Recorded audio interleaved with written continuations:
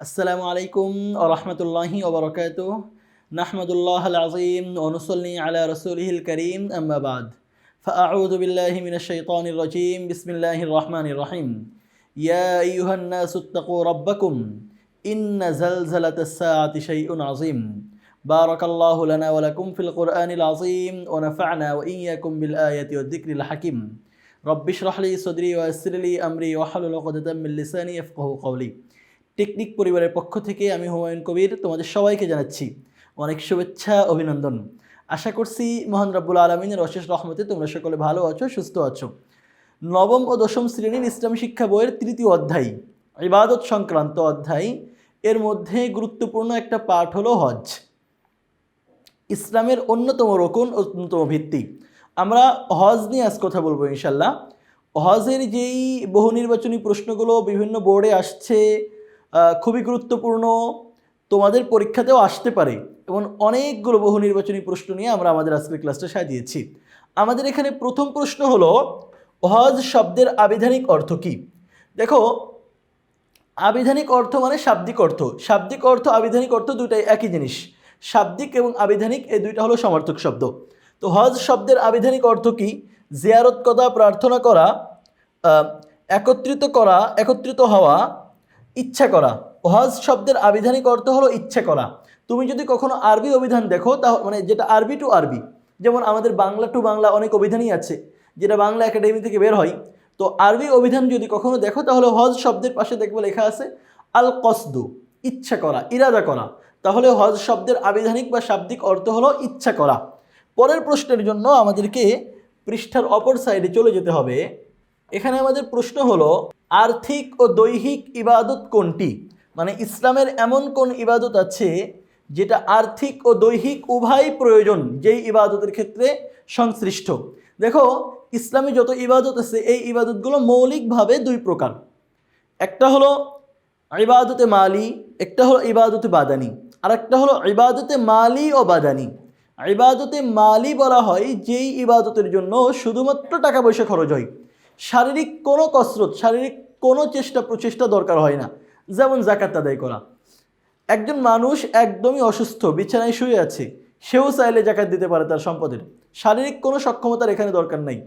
কিন্তু নামাজ পড়া, রোজা রাখা, এগুলোর জন্য কোনো টাকা পয়সার দরকার নাই, শুধুমাত্র শারীরিক প্রয়োজন এখানে সংশ্লিষ্ট। আবার এমন ইবাদত আছে যেখানে শুধু টাকা পয়সা থাকলেও হয় না, আবার শুধু শারীরিক সক্ষমতা থাকলেও হয় না, টাকা পয়সারও দরকার, সামর্থ্যেরও দরকার, শারীরিক সক্ষমতারও দরকার। যেমন হজ করা। একজনের টাকা আছে, সে হজ করতে পারবে না যদি শরীর অসুস্থ হয়।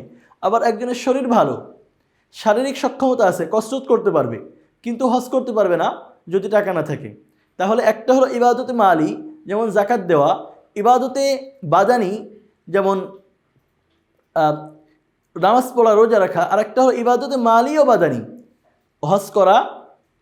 তাহলে এখানে জানতে চেয়েছে আমাদের কাছে আর্থিক ও দৈহিক, অর্থাৎ ইবাদতে মালি ও বাদানি ইবাদত কোনটি? সালাত আদায়, সওম পালন, যাকাত প্রদান, হজ পালন করা। হজ পালন করা হলো আর্থিক ও দৈহিক ইবাদত, হজ পালন। কারণ সালাত আদায় শুধুমাত্র দেহর দরকার, সওম একই কথা, যাকাত শুধুমাত্র আর্থিক, কিন্তু হজের জন্য দুইটাই দরকার। পরের প্রশ্ন হলো, হজের ফরজ কয়টি? 3টি। 5, 6 অথবা 7 সঠিক নয়। অসুস্থতার কারণে জনাব আসাদ 9 জিলহজ মুজদালিফায় অবস্থান করতে পারেননি। আমরা দেখলাম আসাদ নামে একজন ব্যক্তি, তিনি অসুস্থ, এই জন্য জিলহজ মাসের 9 তারিখে মুজদালিফায় অবস্থান করতে পারেননি। প্রশ্ন হলো, তিনি হজের কোন বিধানটি পরিত্যাগ করেছেন?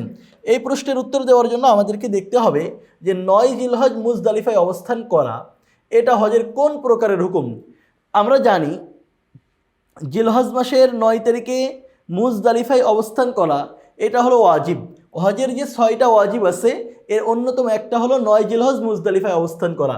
তো তিনি যেহেতু মুজদালিফায় অবস্থান করতে পারেননি, সুতরাং তিনি হজের ফরজ, সুন্নাহ অথবা মুস্তাহাব কোনোটাই পরিত্যাগ করেননি, বরং তিনি যেটা পরিত্যাগ করেছেন সেটা খ নম্বরে আছে ওয়াজিব।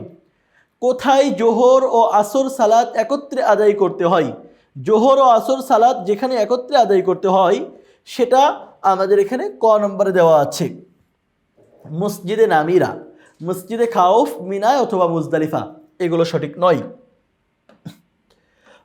ইসলামের কোন স্তম্ভের নামে পবিত্র কোরআনে একটি সূরা রয়েছে? আমি আজকের ক্লাসের শুরুতে একটা আয়াত তেলাওয়াত করেছি, ইয়া আইয়ুহান নাসু তাকু রাব্বাকুম ইন্না যালজালাতাস সাআতি শাইউন আযীম। এটা হলো সূরা হজের 1 নম্বর আয়াত, 17 নম্বর পারায় আছে। কুরআন মাজিদের মধ্যে সালাত, সাওম অথবা যাকাত নামে কোনো সূরা নাই, কিন্তু হজ নামে একটা সূরা আছে। তাহলে এই প্রশ্নের সঠিক উত্তর হলো হজ। যে ইসলামের যে স্তম্ভের নামে একটি সূরা পবিত্র কোরআন মাজিদে আছে সেটা হলো হজ। পরের প্রশ্ন হলো, মিনায় যাওয়ার আগে আনন্দ সাহেবের কাজটিকে কি বলা হয়? মানে মিনায় যাওয়ার আগে তিনি কি করছেন? মিনায় যাওয়ার আগে তিনি ইহরাম বাঁধছেন। হজের নিয়ত ও উফে মিনা অথবা তাওয়াফে কুদুম নয়। সুতরাং আনন্দ সাহেব মিনায় যাওয়ার আগে যেই কাজটা করেছেন সেটা হলো এহরাম বাঁধা। ওই যে সাদাকে যে কাপড় পরে, এটাকে এহরাম বাঁধা বলা হয়।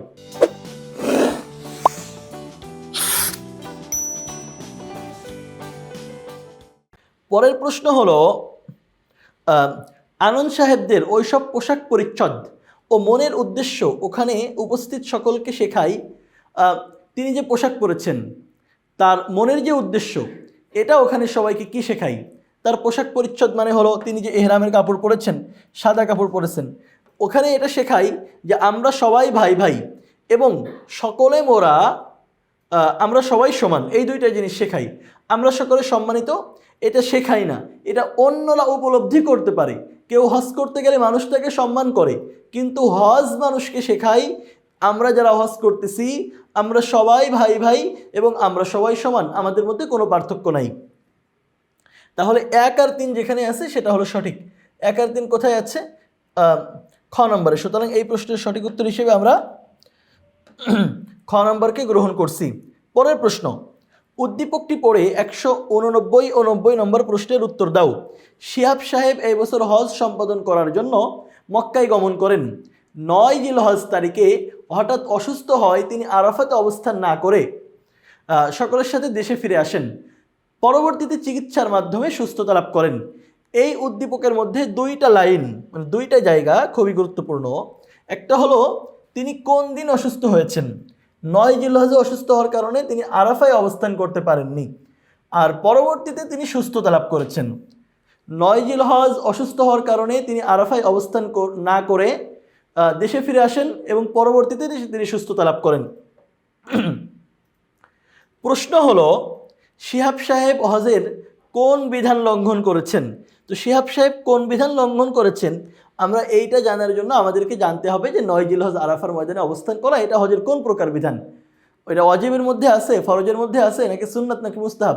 আমরা জানি 9 জিলহজ আরাফার ময়দানে অবস্থান করা, যেটাকে ইসলামের পরিভাষায় বা ইসতিলাহাতুল হজ, হজের পরিভাষায় যেটাকে ওকুফে আরাফা বলা হয়, এটা হলো ফরজ। তিনি ফরজ করেন নাই, সুতরাং তিনি কোন বিধান লঙ্ঘন করেছেন? তিনি ফরজ বিধান লঙ্ঘন করেছেন। পরের প্রশ্ন হলো, এমত অবস্থায় তিনি কি করবেন? দম দিবেন, পুনরায় হজ করবেন, কাউকে দিয়ে বদলি হজ করাবেন? পুনরায় হজ করার প্রয়োজন নেই, যেহেতু তিনি হজের ফরজ বিধান লঙ্ঘন করেছেন, সুতরাং দম দিলে হবে না, কারণ দম দিতে হয় ওয়াজিব লঙ্ঘন করলে। পুনরায় হজ আদায় করবেন অবশ্যই। কাউকে দিয়ে বদলি হজ করাবেন, কাউকে দিয়ে বদলি হজ করানো যেত যদি তিনি আবার সুস্থতা লাভ না করতেন। এই জন্য আমি ওখানে বলেছিলাম উদ্দীপকের মধ্যে যে 2টা জায়গা গুরুত্বপূর্ণ। একটা তো 9 জিলহজ মুজদালিফায় অবস্থান না, আরাফায় অবস্থান না করা, এটা দেখালাম। আর একটা দেখিয়েছি তিনি পরবর্তীতে সুস্থতা লাভ করেছেন। যেহেতু তিনি পরবর্তীতে সুস্থতা লাভ করেছেন, সুতরাং তাকে আবার হজ আদায় করতে হবে। এমত অবস্থায় তিনি কি করবেন? পুনরায় হজ আদায় করবেন। খ নম্বর এখানে সঠিক। কাউকে দিয়ে বদলি হজ করাবেন না। তিনি যদি অসুস্থ থেকে থাকতেন তাহলে তিনি কাউকে দিয়ে বদলি হজ করাতেন, পুনরায় হজ আদায়ের দরকার নাই, এটাও সঠিক নয়, কারণ তিনি ফরজ লঙ্ঘন করেছেন। পরে উদ্দীপকটা পড়ে আমাদেরকে 191 ও 92 নম্বর প্রশ্নের উত্তর দিতে হবে। এখানে আছে, জনাব মোয়া হজ পালন করতে গিয়ে শারীরিক অক্ষমতার কারণে সাফা ও মারওয়া পাহাড়দ্বয়ে সাই করতে পারেননি। মানে ওই যে দৌড়ানো, সাই, সাফা থেকে মারওয়া এবং মারওয়া থেকে সাফা পর্যন্ত যে সাই করা হয়, তো তিনি অক্ষমতার কারণে এটা করতে পারেননি। প্রশ্ন হলো, জনাব মোয়া হজে কোন বিধানটি পালন করেননি? সাই করা হলো ওয়াজিব, সুতরাং তিনি হজের যে বিধান লঙ্ঘন করেছেন সেটা হলো ওয়াজিব বিধান। দেখো এটা সকল বোর্ডেই আসছে 2016 সালে এই প্রশ্নটা। তো এই প্রশ্নটা তোমাদের বোর্ডে যে একদম হুবহু এমনই আসবে তা তো কোনো কথা নয়, ভিন্ন রকম আসতে পারে। কেমন? যে হজের ওয়াজিব আছে 6টা, তো এইখানে একটার কথা উল্লেখ করা হলো, আরও যে 5টা ওয়াজিব আছে তোমার পরীক্ষার প্রশ্নে ওই 5টা থেকে কোনো একটা চলে আসতে পারে। সুতরাং তুমি যদি সঠিক উত্তর দিতে চাও বা পরীক্ষার খুব ভালো প্রস্তুতি নিতে চাও তাহলে তোমার হজের ওয়াজিবের যে 6টা আছে 6টাই মুখস্থ রাখতে হবে। হ্যাঁ, শুধু ওয়াজিব থেকে আসবে এই নিশ্চয়তাই বা তোমাকে কে দিল? এই জন্য ফরজ যে 3টা আছে এগুলোও মুখস্থ রাখতে হবে। দেখো আমাদের যে ইবাদতগুলো আছে, নামাজ, রোজা, হজ, জাকাত। নামাজ আমরা প্রতিদিনই পড়ি 5 বার, রোজা আমরা বছরে 1 বার রাখি 1 মাস, জাকাতও আমরা দিই। এগুলো আমরা করি, আমাদের আশেপাশের মানুষ নিয়মিতই করতে থাকি। কিন্তু হজ এমন একটা ইবাদত যেটা জীবনে 1 বার মাত্র করতে হয়। ওমরা যাদের সামর্থ্য আছে তারা করে, কিন্তু এটা আমাদের আশেপাশে কেউ আমাদের ঘরের পাশে বসে করা যায় না, এটা আরেক জায়গায় গিয়ে করতে হয়, আর অনেকগুলো অপরিচিত জায়গায় যেতে হয়। তো এই অনেকগুলো বিধান এমন, মানে এই হজের মধ্যে অনেকগুলো বিধান এমন আছে যা আমাদের স্বাভাবিক কাজকর্মের মধ্যে নাই, আমরা সচরাচর দেখি না। এই জন্য পরীক্ষায় হজের অধ্যায়টা খুব ভালো করে পড়া থাকতে হবে। তুমি বানায় বানায় হজের অধ্যায় লিখতে পারবে না। নামাজটা জানা নাই, ধারণা করে লিখতে পারবা, কারণ এটা সবসময় পড়ি। রোজা ধারণা করে লিখতে পারবা হয়তো, কারণ এটা আমরা রাখি বছরে 1 মাস। জাকাতেরটাও তুমি হয়তো ধারণা করে লিখতে পারবা, কিন্তু হজ তোমাকে মুখস্থ করতে হবে। ঠিক আছে? আল্লাহ তাআলা তৌফিক দান করুন। তাহলে জনাব ম সাই করতে পারেননি, তিনি হজের ওয়াজিব বিধান লঙ্ঘন করেছেন। পরের প্রশ্ন হলো জনাব ম কিভাবে তার কাফফারা দিবেন? এখন কাফফারা কিভাবে দিবে? আমরা জানি হজ যদি কেউ করতে, মানে হজের কোনো ওয়াজিব যদি কারো নষ্ট হয়ে যায় তাহলে তিনি কাফফারা দিবেন দম দিয়ে। তাহলে মাথা কামানো এটা এমনি করতে হয়, বিদায়ী তাওয়াফ এটাও করা লাগে, গরিবদের দান খয়রাত করলে হবে না, বরং তাকে দম দিতে হবে। ওয়াজিব তিনি লঙ্ঘন করেছেন। তো এগুলো ছিল হজের মধ্যে আমাদের বহু নির্বাচনী প্রশ্ন। পরবর্তী ক্লাস দেখার আমন্ত্রণ জানিয়ে এখানেই শেষ করছি। রাব্বুল আলামিনের কাছে দোয়া করছি আমরা যারা হজ বা উমরা করতে পারি নাই আল্লাহ তাআলা আমাদেরকে তৌফিক দান করুন। আল্লাহ হাফেজ। আসসালামু আলাইকুম ওয়া রাহমাতুল্লাহি ওয়া বারাকাতুহু।